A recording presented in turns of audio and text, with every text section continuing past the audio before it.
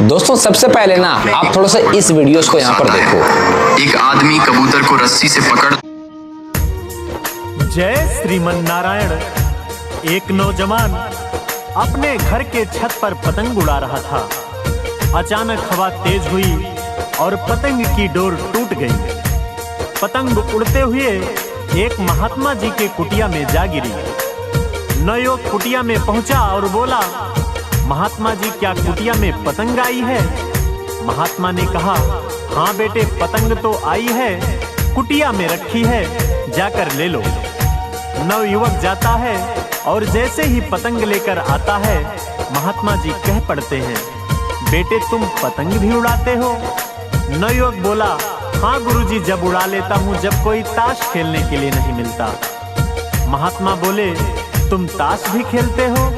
नवयुवक बोला, हाँ महाराज जी, जब खेल लेता हूँ जब कोई शराब आदि पीने के लिए नहीं मिलता। सन्यासी कहते हैं, तू शराब भी पीता है? महाराज, जब कोई जुआ खेलने के लिए नहीं मिलता तब शराब भी पी लेता हूँ। नवयुवक ने अपने अनेकों दुर्गुण गिनाए। सन्यासी कहते हैं, अरे तुझे परमात्मा ने मानव चोला दिया है कुछ अच्छा करने के लिए, लेकिन तू है कि बुराइयों में फंसा है, तू मेरे पास बैठ। उस नवयुवक पे सन्यासी के बातों का असर हुआ और नौजवान सन्यासी के पास बैठ गया और धीरे धीरे कुछ ही दिनों में योग साधना सीख गया। इसको 4-6 महीना जब बीता तो कहता है, अरे स्वामी जी, मेरा परिवार भी है, मेरी माँ है, पिता है, भाई बहन है और मेरी पत्नी भी है। मैं घर जाना चाहता हूँ और यहाँ तक कि मेरी माँ मेरे बिना रह भी नहीं सकती, मेरी पत्नी मेरे बिना नहीं रह सकती, पिताजी मेरे बिना रह ही नहीं सकते। मैं घर जाना चाहता हूँ, उनसे मिलकर वापस चला आऊँगा। स्वामी जी महाराज ने उसे समझाया, बेटे दुनिया में कोई किसी का नहीं है, ये रिश्ते नाते स्वार्थ मात्र हैं, केवल तू ही अपना कर्म अपने आप भोगेगा। नवयुवक कहता है, ऐसा कैसे हो सकता है? स्वामी जी महाराज कहते हैं, विश्वास नहीं तो परीक्षा करके देख ले। कहते हैं, तू अपने घर जा, अपने घर जाके लेट जाना और कह देना मेरी तबीयत कुछ ठीक नहीं है, और यहाँ तक कह देना मेरी तबीयत अगर ज्यादा बिगड़ जाए तो किसी डॉक्टर को मत बुलाना, मेरे गुरुजी को बुलाना जो पास की कुटिया में रहते हैं, मैं आऊंगा और सिद्ध करके दिखा दूंगा। नवयुवक ऐसा ही करता है, घर जाता है, माँ बहुत खुश होती है, पत्नी बहुत खुश होती है, पति आया है। माँ कहती है, बेटा भूखा होगा, रोटी खा ले। कहता है, माँ मेरी तबीयत कुछ ठीक नहीं है, मैं सोने जा रहा हूँ, और अगर मेरी तबीयत ज्यादा बिगड़ जाए तो किसी डॉक्टर को मत बुलाना, यहीं पास की कुटिया में मेरे गुरुजी रहते हैं, उन्हें बुला लेना। नवयुवक जाके लेटता है, उसे प्राणायाम आता ही था, श्वास खींच लेता है। थोड़ी देर बाद पत्नी जाती है पति को बुलाने के लिए, देखती है कि पति सोया है तो हाथ पकड़कर उठाती है और जगाने लगती है। पत्नी जैसे ही हाथ छोड़ती है, हाथ झूल जाता है। पत्नी गर्दन इधर उधर करके बुलाती है, गर्दन भी झूल जाती है। पत्नी जोर जोर से चिल्लाती है, अरे माँ देखो इनको क्या हो गया। माँ आती है, पिता आता है, भाई बहन आते हैं, देखते हैं अब प्राण नहीं रहा।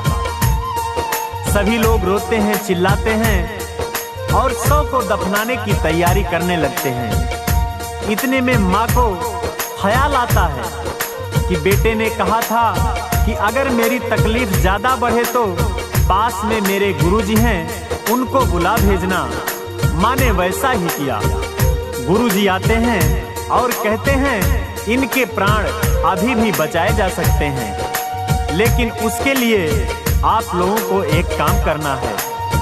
सभी लोग बोल पड़ते हैं, बताइए क्या करना है। महात्मा जी कहते हैं, मेरे पास मंत्र की ऐसी पुड़िया है, अगर आप में से कोई उसे खा लेता है, ये लड़का जिंदा हो जाएगा, लेकिन जो पुड़िया खाएगा उसकी मृत्यु हो जाएगी। सभी लोगों में सन्नाटा छा गया। सन्यासी माँ की तरफ बढ़ते हुए कहते हैं, आप ये पुड़िया खा लो, आपका बेटा जिंदा हो जाएगा। माँ कहती है, अभी हमारी उम्र ही क्या है, भगवान ने चाहा तो दूसरा बेटा हो जाएगा। स्वामी जी पुड़िया लेकर उसके पिता की तरफ बढ़ते हैं, कहते हैं, ये पुड़िया खा लो, तुम्हारा बेटा जिंदा हो जाएगा। पिता कहता है, स्वामी जी अपने पोथी पत्रा निकालो, उसमें देखो अगर किसी दूसरे बेटे का योग बन रहा हो, फिर ऐसी कोई दिक्कत वाली बात नहीं है। स्वामी जी भाई बहन के पास जाते हैं, सभी लोग कोई ना कोई बहाना करके टाल देते हैं। स्वामी जी पड़ोसियों की तरफ जाते हैं, पड़ोसी उठकर जाने लगते हैं। तब सन्यासी जी कहते हैं, अच्छा आप लोग नहीं खाओगे तो मैं ही ये पुड़िया खा लेता हूँ। सभी लोगों ने कहा, हाँ स्वामी जी आप खा लो, सन्यासियों का जीवन वैसे परोपकार के लिए होता ही है। स्वामी जी पुड़िया खाते हैं और लड़के को बुलाते हैं। लड़का अपने गुरुजी की आवाज सुनकर आता है। स्वामी जी कहते हैं, बोल बेटे कौन किसका है।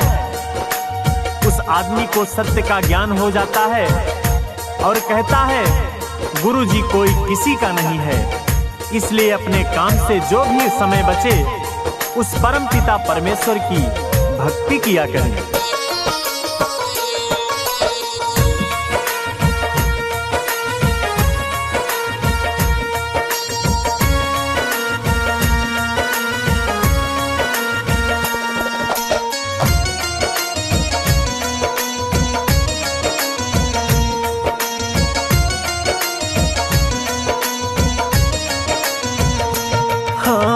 छोड़कर संसार जब तू जाएगा, कोई न साथी तेरा साथ निभाएगा। छोड़कर संसार जब तू जाएगा, कोई न साथी तेरा साथ निभाएगा। जो कमाया सब धरा रह जाएगा, जो कमाया सब धरा रह जाएगा। संग उसको तू ले जा नहीं पाएगा। हाँ, छोड़कर संसार जब तू जाएगा, कोई न साथी तेरा साथ निभाएगा।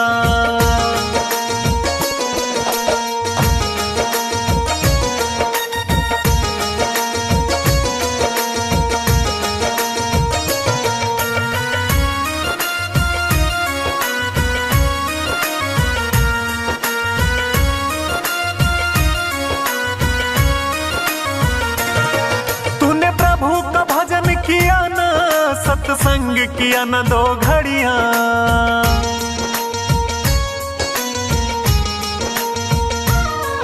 तूने प्रभु का भजन किया न सत्संग किया न दो घड़ियां। यमदूत पकड़ कर तुझको तेरे डालेंगे जब हथकड़ियां, तो कौन छुड़ाएगा, कोई न साथी तेरा साथ निभाएगा। हाँ, छोड़कर संसार जब तू जाएगा, कोई न साथी तेरा साथ निभाएगा।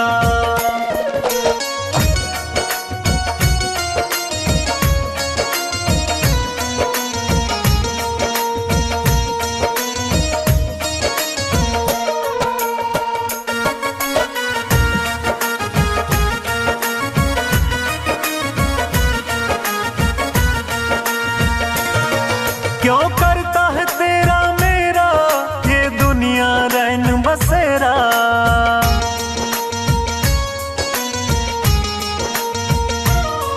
क्यों करता है तेरा मेरा ये दुनिया रैन बसेरा। यहाँ कोई न रहने पाता, बस 4 दिनों का डेरा। हमसे उड़ जाएगा, कोई न साथी तेरा साथ निभाएगा।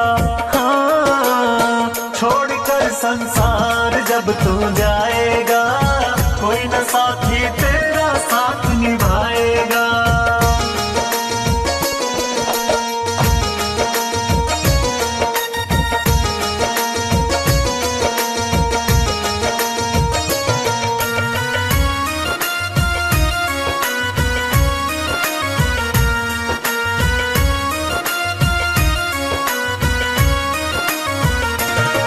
इस पेट भरन की खातिर जो पाप कमाता निस दिन,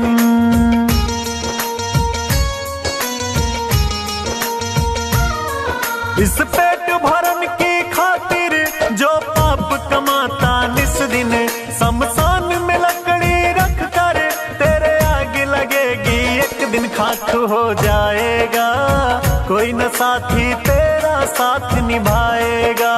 हाँ, छोड़कर संसार जब तू जाएगा, कोई न साथी तेरा साथ निभाएगा।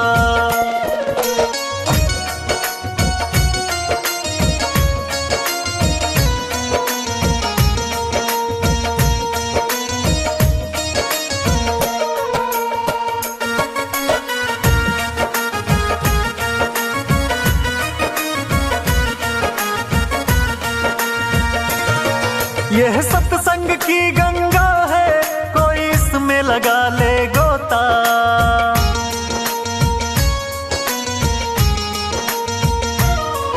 यह सत्संग की गंगा है, कोई इसमें लगा ले गोता, वरना इस दुनिया से तू जाएगा एक दिन रोता, फिर पछताएगा, कोई न साथी तेरा साथ निभाएगा। हाँ, छोड़कर संसार जब तू जाएगा, कोई न साथी तेरा साथ निभाएगा।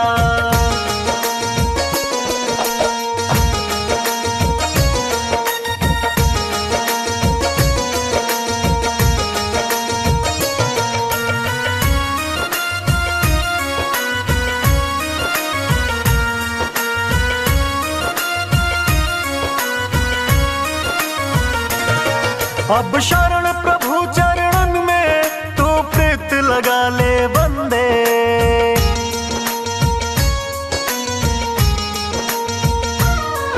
अब शरण प्रभु चरणन में तू प्रीत लगा ले बंदे, कट जाएंगे सब तेरे ये जन्म मरण के फंदे, मोक्ष मिल जाएगा, कोई न साथी तेरा साथ निभाएगा। हाँ, छोड़कर संसार जब तू जाएगा, कोई न साथी तेरा